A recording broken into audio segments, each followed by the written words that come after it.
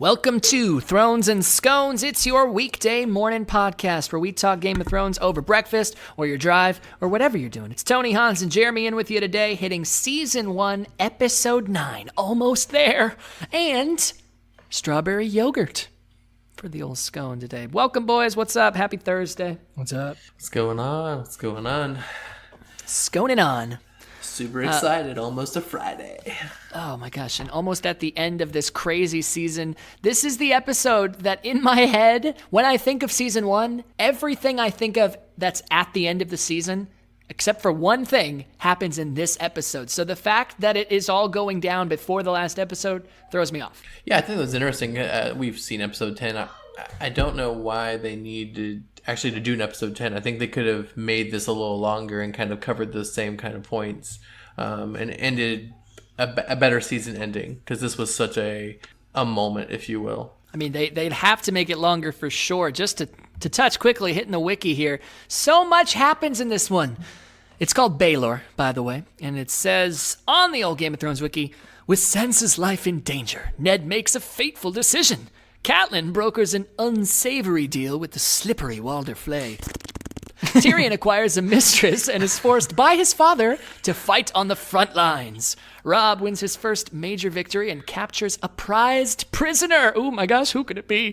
Jon is rewarded for his valor and discovers a dark secret about Maester Aemon. As Drogo's wound festers, Dany defies Quotho and puts her trust in the enslaved witch, Miri Mazdur. Sorry, I dropped my pen. What did you guys think of Episode 9, Baelor? I think it's, just like you said, I think it's the pinnacle of the season. I mean, this is what it was all about, is this episode. It's good. I think it's my favorite episode of the season by far.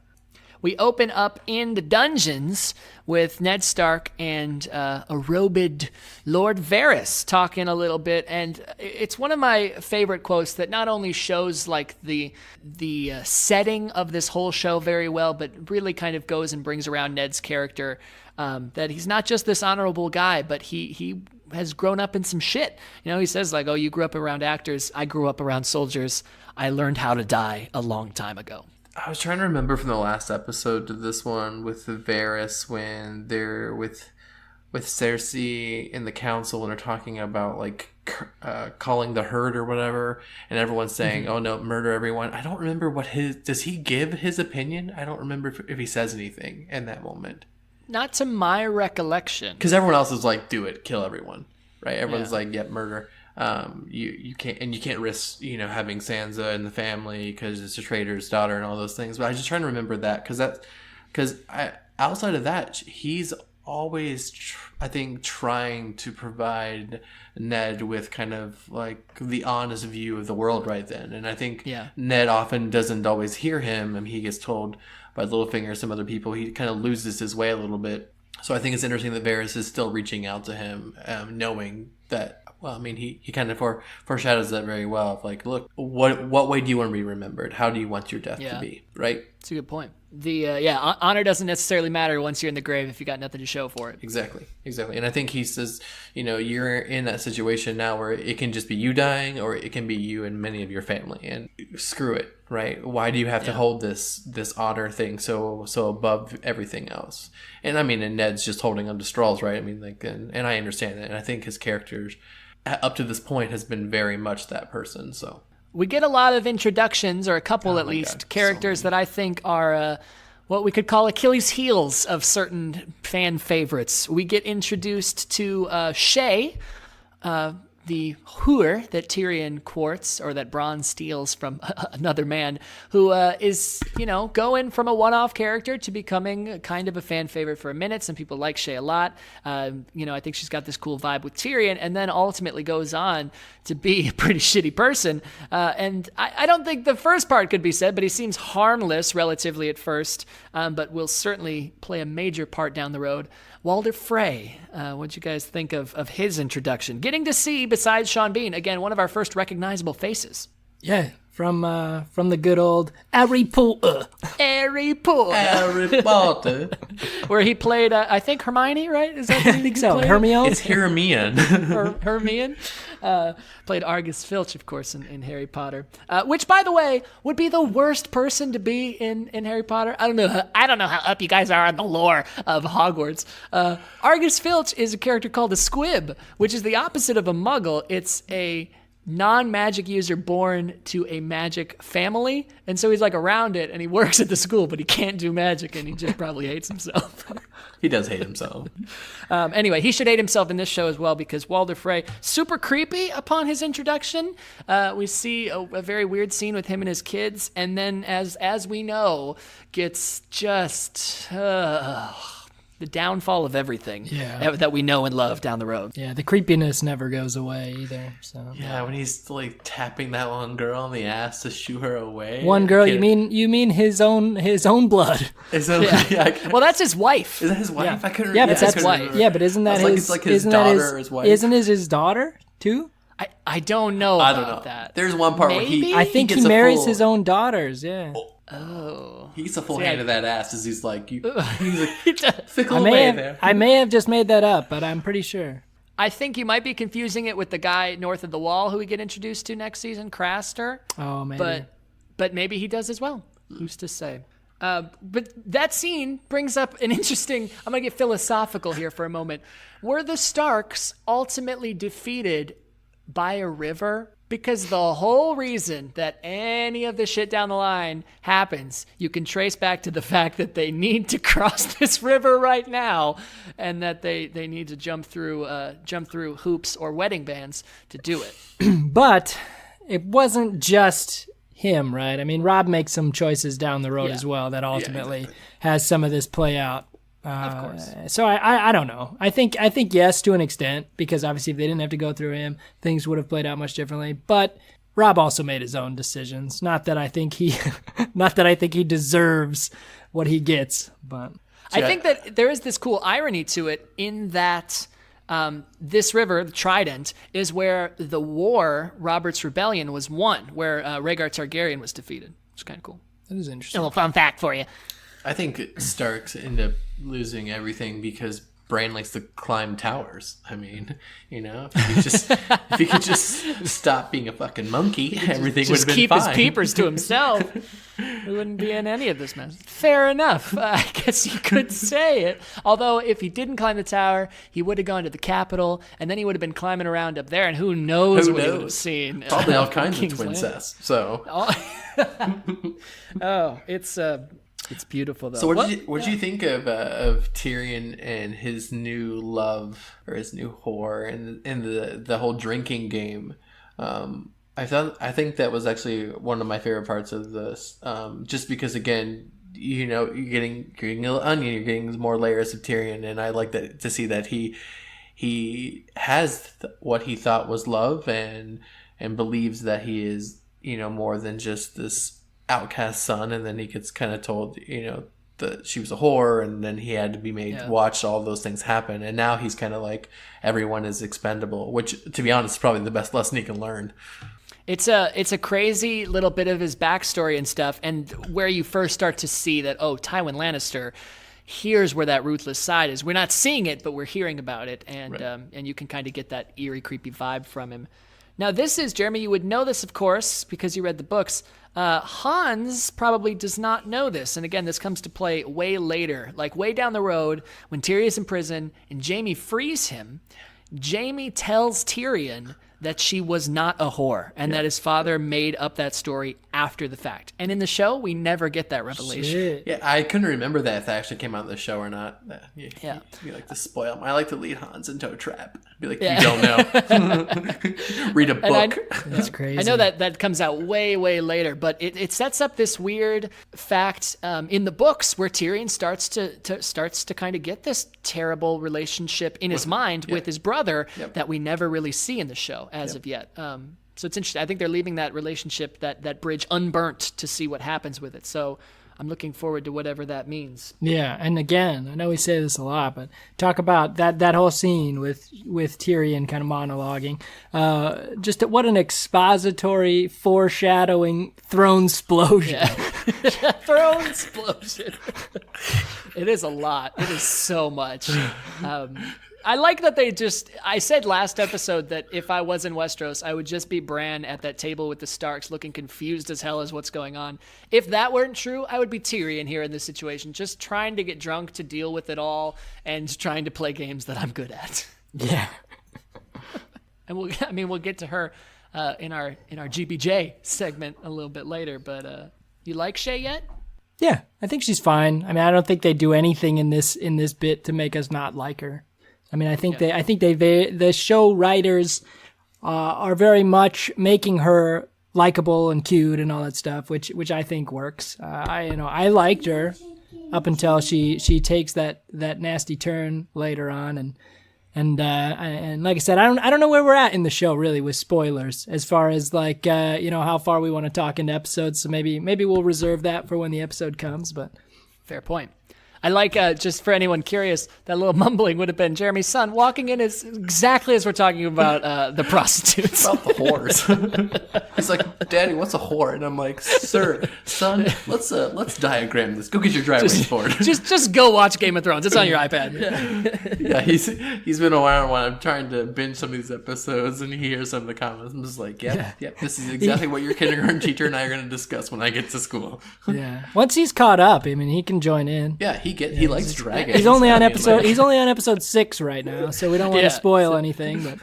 But so we don't get introduced to this character, but we get introduced to who they really are. Aemon Targaryen, one of the coolest twists, I think, in the first season. Yeah, the maester, right? Of the maester at the wall. Yeah. Cool twist. I probably just don't know enough about the show to really know how impactful that is. Because again, I think the first time I watched it, I didn't even know what the hell they were talking about. But again, I haven't read the books. I don't really know the lineage or the family lines well enough to know how important that really is. And even this time watching through, I get it for really just the conversation at that specific point with Jon. I don't necessarily know how important that is moving forward, but yeah, I think it's certainly just the element of duty really establishing it, because he is, from what I understand, he's the Mad King's uncle. Okay. But he was the older brother. He was given the throne and he turned it down to go to the Citadel and be a maester. Interesting. Did he, and forgive me if he blatantly said it, but did he say why he turned down the throne? I don't think he did. I don't know if he didn't want to deal with it or what. I know they talk about it more in the books, but I can't bring that to the top of my head right now. Okay. Yeah, that's interesting. Some good backstory, some backfill. And in talking about Jon, we get another little bolster to his character in him getting the best reward that anyone has ever gotten for anything. Longclaw, his cool sword. Yeah, what I did not realize that was so early in the show. Yeah. I was a little shocked by that, actually. I was surprised. Because that sword was supposed to go to Jorah, correct? And then Yes. But he dishonored the family. He showed dishonor by, just selling some slaves. As we've all been there. We've talked about that, too. I think the lines are very blurred when it comes to slaves in the world of Game of Thrones, but... Now, here's the thing. They mention that it's Valyrian steel, and they do make it's this awestruck moment for Jon. He's like, oh my God, this sword is Valyrian steel. The only other Valyrian steel we've seen in the show, and I don't know if they ever say it, is Ice, Ned's greatsword that he ends up getting decapitated with later in this episode. But do you know about Valyrian steel? Because they don't touch on it a whole hell of a lot in the show. Hans, do you get why it's a big deal? No. Tell me. So Valyrian steel comes from Valyria, the continent where all the dragons and the Targaryens are from initially.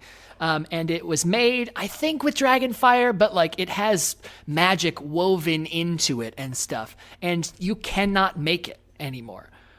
We do see an element of the show where there are certain smiths who can like reforge it. So later on, we'll see them take apart Ned's sword and make different swords out of it. But you can't make Valyrian steel. So it's a big fucking deal if you have one. And it seems like such a thing that could be explained so quickly that they never really touch on in the show. Yeah, and I was trying to remember from when they reforge it. I mean, they make another sword with it, but I don't think they add anything to it, right? Isn't it just a smaller sword? It's trying to think of the character sword they make for it. Yeah, well, they make Jaime's, which becomes Brienne's, and Joffrey's. Right. They both get swords. Yeah, but they're smaller. They're not. They're smaller. Yeah. And so I mean, there is a very brief moment, I think, where Tywin's showing Tyrion the swords, and we're getting way ahead in the episodes. Yeah. But where Tyrion says like, "Oh, you can't make Valyrian steel," and he says like, "No, but you can. We reforged it out of a sword that was comically large." Yeah, I don't think they mentioned anything about the dragons at all in that. Yeah, so it's just a little oversight that I thought could have been discussed, especially since they're trying to make this big moment over the fact that Jon now has this Valyrian steel sword, which, by the way, is badass. Yeah, that is badass. So now, what did you guys think of Daenerys in this and her wounded husband? Right? Just bitch can't ever win, right? No, I mean, no, she can't. She saves the witch, who is essentially by doing so makes her people hate her, and then begs for help to save him. She lets her do it, which I think is interesting because no one's jumping to it, so she goes and does it, murders the horse, which again, they have a thing against horses in this show, and other animals, right? They just mass slaughter. And then of course, comes out all of the rituals that are happening are not to do anything other than just further damage her love and her herself, so... Well, it's the motto of the show, Jeremy. You can't spell slaughter without laughter. But that was my least favorite part about the episode, and I get that they're running out of time to make their move here, but Drogo deteriorated fast. So quickly. And I think in the books, it is mentioned that the witch did something to the cut. Like, she's the one who caused it to fester. Okay. She's the one who causes They might allude everything. to that here, but they don't say it. They never say it. No, they don't. I don't know. They don't even really. They allude to it a bit once she starts talking, and that might even be the next episode where she starts talking about. Basically, she explains that she didn't really help anyone. But they don't necessarily say that she caused the wound to be worse. And I think that's the only really logical explanation, because that wound wasn't that bad, right? And to deteriorate so quickly, which, again, Game of Thrones just does whatever it wants with time. So who knows? This could have been a year later for all we know. But This is the episode where you're like, oh, okay, not only are named main characters not safe, characters we love are not safe. Right. Right. This is that first oh shit episode where, we don't technically lose Khal Drogo in this episode, but you can see the writing on the wall there. And then to jump ahead to the end, this is the episode where we lose who many people speculated was the main character of the whole series, Ned Stark. Yeah, and it was powerful. It was meaningful. I think it really, for Arya especially, it creates her, right? This is that moment where she gets that taking life is going to be her life, right? Right. She's like, do I get to be on a throne, or what, or do I get to go to war? And they're like, no, you'll have kids. And she's like, that's not for me. And she loves the sword play, and she doesn't have that coal in her yet that's going to burn and make her into that person. And I think this is that moment. And she's like, all right, she gets it. She's like, I'm going to hunt every one of you fuckers down, and I'm going to make you pay. So sure. I mean, obviously, seeing the show before, I mean, we knew this was coming. I knew this was coming, and even still, I was just like, fuck. Well, they do a great job of. I'm trying to put myself in the first place of me seeing this. Yeah. They do a great job of making it a surprise, because even Cersei Lannister is surprised that this is happening. Yeah. Right, and I know we're not really there, but we can just play this off a little bit. So that's kind of my topic, because we hate her. Everyone hates her. The show does a good job of making her into this person that is resented by everyone. Even maybe her own family doesn't quite like her. I mean, especially her siblings outside Jamie, who's just tapping that ass. But is Cersei in this moment, in this episode, where she is saying, look, no, let's let Ned take the black flag. We don't need to murder him. This isn't right. This isn't the good thing to do. Obviously, Joffrey, being the little bitch that he is, makes that decision, calling women weak. But what do you think? Why does she not want Ned to die? That's my question. What do you think it gives her or her family or the throne? Why not kill Ned? So I think we talked about this a bit last episode, because I think it was really to keep peace as much as possible with the North and Robb. And she figures Cersei knows that Ned is not a bad guy. And Ned came to her and basically tried to protect her and her kids the first time around and said, I know that Joffrey is not Robert's son, and I just want you guys to get all out of here while you can. And I think I think Cersei has a little bit of honor in there still.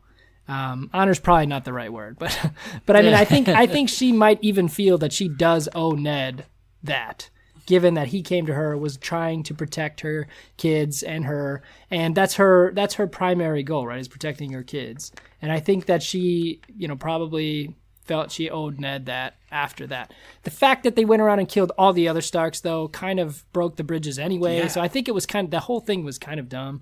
But I think killing Ned is obviously the last straw, and it shows, right? Because that's when things turn, and that's when Robb and Catelyn and everything basically say, they go from just marching down to save Ned to basically saying, we're gonna kill them all. Yeah. It's that middle finger you're getting in the episode where not only is there a quick turn to where you have no question in your hearts and minds anymore that Joffrey is an evil son of a bitch. Yeah. It shows in this episode and the next that he's just being like this crazy ruler, like from day one. But also you're seeing Ned finally play this game, losing anyway. And there's this brokenness in him where when I rewound this, even though there was no Hodor penis, I did rewind to see what was going on. When Joffrey calls for his head, again, everyone's surprised. Sansa freaks out, passes out. Cersei freaks out, and she's like, no. Ned Stark does not. I don't know if he was expecting this. I don't know if he knew it was going to happen. I think the entire time, I mean, once he was marched out of the prison, I don't think he ever had any intention on ever going back. And I think that's why he, gets his daughter, gets her taken out of there. And the other thing I think is, so my opinion on Cersei and why she didn't want him to die was things got out of control really quickly. And she realized that, yes, the Starks are going to march, and she needed to buy more time for her family to be there to prepare for that battle, right? Because I think that's why they get rushed. That's why Jamie gets, taken at the end, right? We know that I think if there was more time for them to prepare for the war, they would have been much more dominant early on. And that could be the only thing I think of, because otherwise it just doesn't make sense for me, because she has been so manipulative and so cruel up until this point.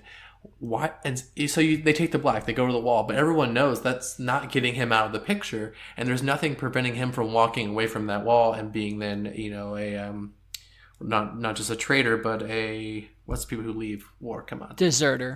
Thank you. And a deserter to a family that's going to be supportive of him. So, I mean, you could argue that the Starks have all of these lords that are willing to work with him anyway, and then further divide the kingdom even more. So, Ned, I don't think Ned would do that, though. I think if he was sent to the wall and he took the oath, he would never desert. But I think he would let his kids find honor in honoring his name, that he wasn't a traitor, right? Perhaps. That's kind of why I think he's not surprised, is because he's going out there, he's lying to everyone. He's lying in front of both of his daughters, and he probably knows they know the truth, but he's saying these words anyway.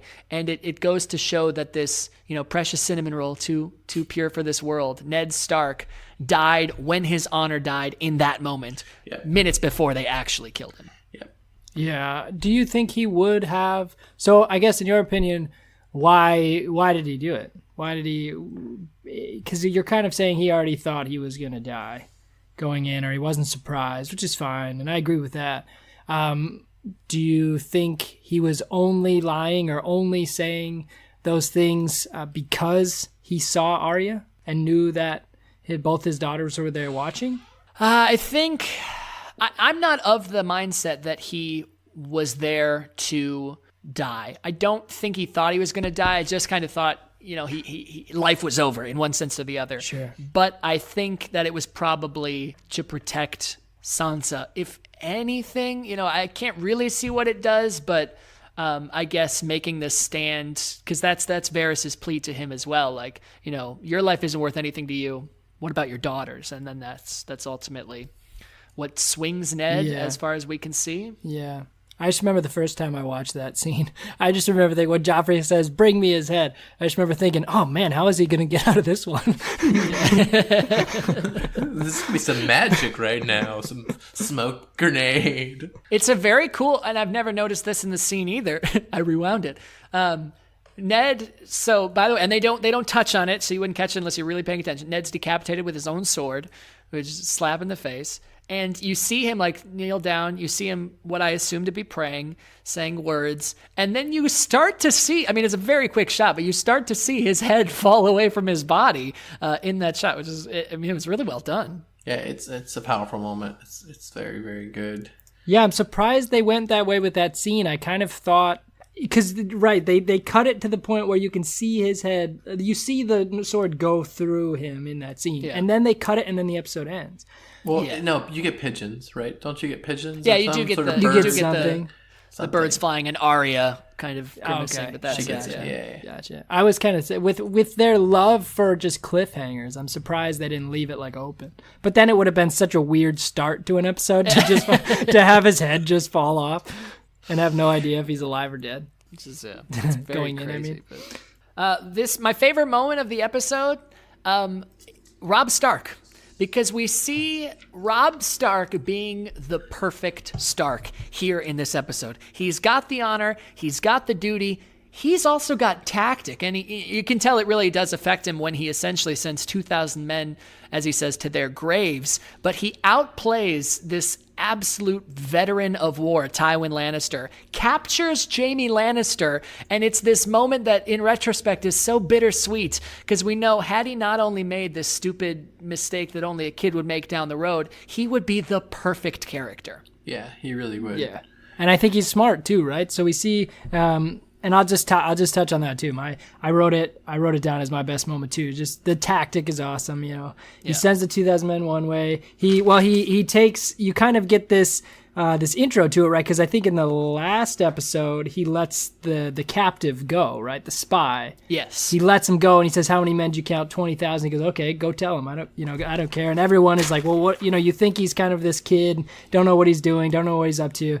Then he has this awesome, military play. And then, to add on to that, he shows that he's not necessarily as naive as he probably could be at his age, because Jaime, when he captures Jaime goes, "Okay, let's end this right now. Yeah. One-on-one duel, you versus me." And I almost said Ned. And Rob says no, because he knows he would lose, and it's the dumb move to make, right? It's that don't want to lose my honor of chickening out kind of thing that many people would have taken him up on. So I think all of this episode just made me Rob goes straight up to my top character of the moment right now. So. And I kind of thought that was interesting when he wants to do the one-on-one, because I was thinking, like, so even if, because clearly he would destroy Rob. We know he's but why do that? Because if you do that, like, they're capturing you, but if you kill Rob, they're going to kill you, right? They're not letting you leave the camp, right? It would be this thing, and I think they established this better in the books, where instead of going to war, you basically, just like Tyrion's combat trial, you appoint champions and you duke it out one-on-one. And You would assume that they would honor that, especially I think Jaime knows, them being Starks, that they will. That they would, but... Yeah, I don't know. I just thought it was in the war setting. It's like you're taking a capture. Like, that's kind of ballsy. I don't know. I mean, I agree. Jamie's. How many? I'm trying to think. How large was Jamie's army? I don't remember. Because I don't remember if it says that, right? So Yeah, I it's don't like remember. to get schooled in the art of war himself. Then after Tywin is essentially telling him how to do things, or he's shown to be such a great general as well. So yeah, no, it was good. I mean, this episode's just packed full of very important things. So. Yeah, and I get it to a point. I'm having trouble visualizing the scale of these lands because apparently this passageway, this that's caused by this river, right, is so narrow that they need to go through this wall of Frey to get by it. And then when you look at the little map that they have, they have the Lannister armies, which look pretty close together, right? Yeah. But apparently Tywin's army just doesn't even, no spies, no one notices 18,000 men kind of going around them. You know what I mean? Right. And I'm sure it's just me not being able to visualize the scale, but it does seem interesting that the spy was already at their camp now, counting their men, that they didn't have other spies kind of in the peripheral area to see that those 18,000 men basically went right by them to Jaime's army. So it's true. I think it's an interesting issue, and we're running a little long, but I just want to say there were great moments. Except for the Khal Drogo thing, I didn't think too much bad. And then just to hit the J real quick in the GBJ, we got to see Shay's titties, and I appreciated that. Yeah, I did too. Little buns in the oven. Those were nice. Those were soft, pliable. Indeed. And speaking of buns in the oven, pastries are half the battle here on Thrones and Scones. Tony, I hear you are providing us with this delicious scone today. Tell us all about it. I will tell you all about it. Sure. It's strawberry yogurt. It's from Starbucks. Mise. And that wraps us up today. Thank you for joining us on Thrones and Scones. You can follow us on Instagram, Twitter, Facebook, and other things that I don't remember. I think you nailed it. Pretty much nailed it. There's a website. There's a website, yeah. We've enjoyed this episode and this season so far. Join us again tomorrow, season 1, episode 10, the finale. I think we're super stoked to the Fire and Blood, I believe. No, you nailed it. Yeah, Fire and Blood. All right, and just quickly before we close it up, are you down with GOT? You know me. Well, you know me.